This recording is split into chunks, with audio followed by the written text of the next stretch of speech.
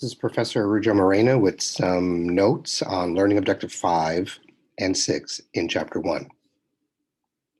What determines your income?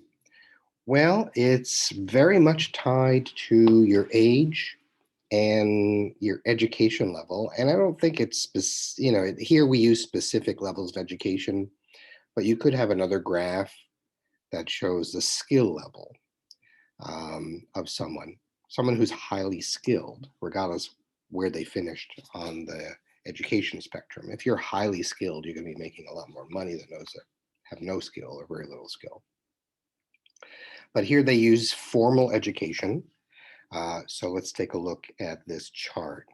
Okay, so median income by age, as you see, the younger you are, it's the lowest.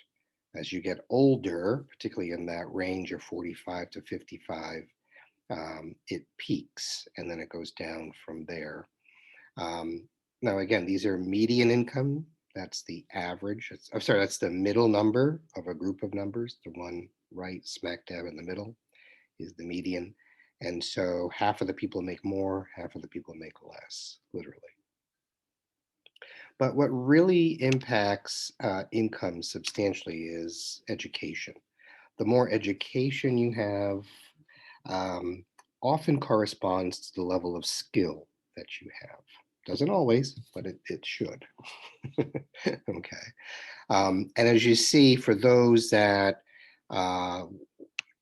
finished high school or didn't finish high school, their their median income is quite low. Okay.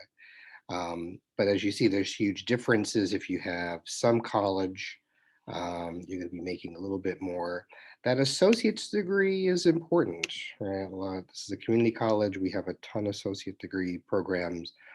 The associate degree program adds, another, $7,000+ per year. Now, that doesn't sound like a lot, but when you calculate the fact you'll be working for 40 or 50 years, that's $250,000 difference. So it matters. It matters a great deal. For those that went ahead onto the 4-year system, their median has been about 61,000. Now, these are figures from 2017 and 2018. So basically speaking, there's a little bit of a premium there as well, okay? Substantial in some cases. And again, this is median. Half of the folks are making more, half are making less. From the undergraduate school, which your associates and bachelor's degrees are, you look at graduate school, you have folks that just have master's degrees, and these are in the arts and sciences. 72,000, still nothing to sneeze at. That's a really good salary, but of course it takes a lot of education to get there. A professional degree is different than a doctoral degree in this way. A professional school is law school, business school, medical school, dental school, veterinary school, schools of education. Folks that are getting trained to be doctors, lawyers, teachers, other types of things. That's a professional degree. Okay. A doctoral degree is specific to a PhD, which is a research degree. So the master's degree, doctoral degree listed here are your traditional research related degrees in the arts and sciences. Your professional degrees are graduate degrees, master's or doctoral degrees in the professions. Like I said, law school, medical school, business school, etc. So that's why there's some difference. But as you see, again, there's a substantial amount of money that's being made by the median income listed here. And again, half are making more, half are making less. So your education and skill level is going to matter a lot. Now, just because you have a bachelor's degree doesn't mean this is what you should be expecting, okay, when you get out. It is a median for everyone who has a bachelor's degree.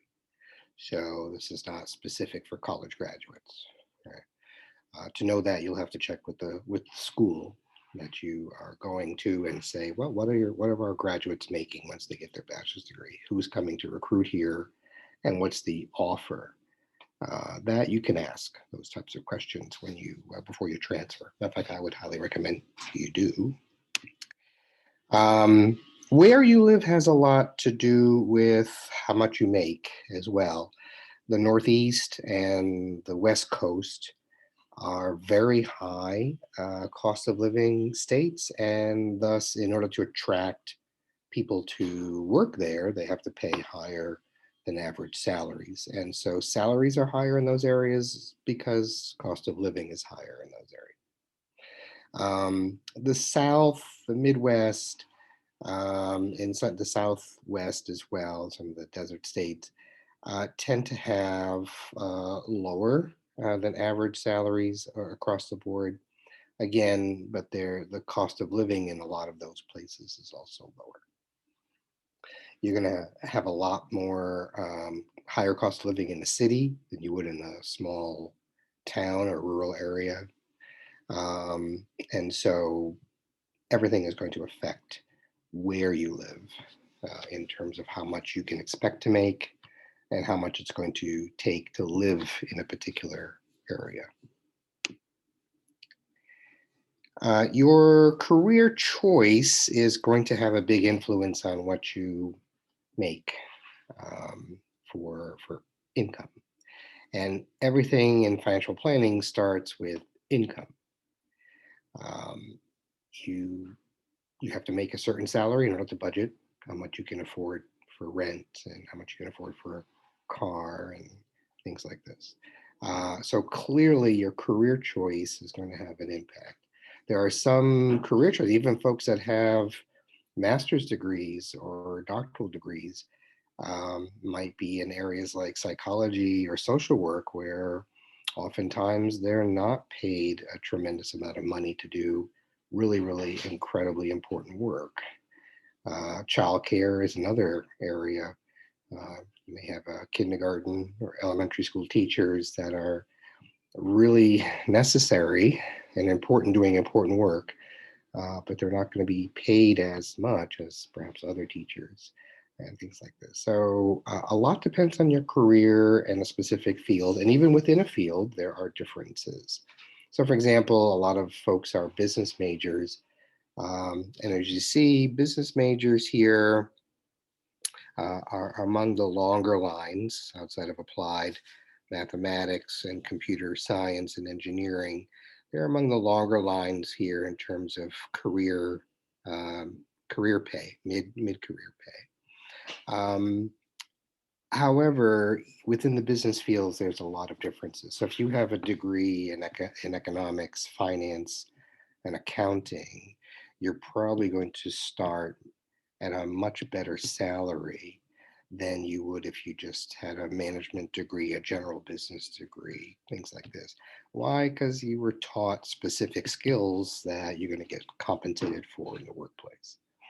Um, that doesn't mean that those folks who have a general business degree or a management degree can't catch up. It's going to take them a longer period of time to gain that work experience and put all that into practice and build a strong resume from that.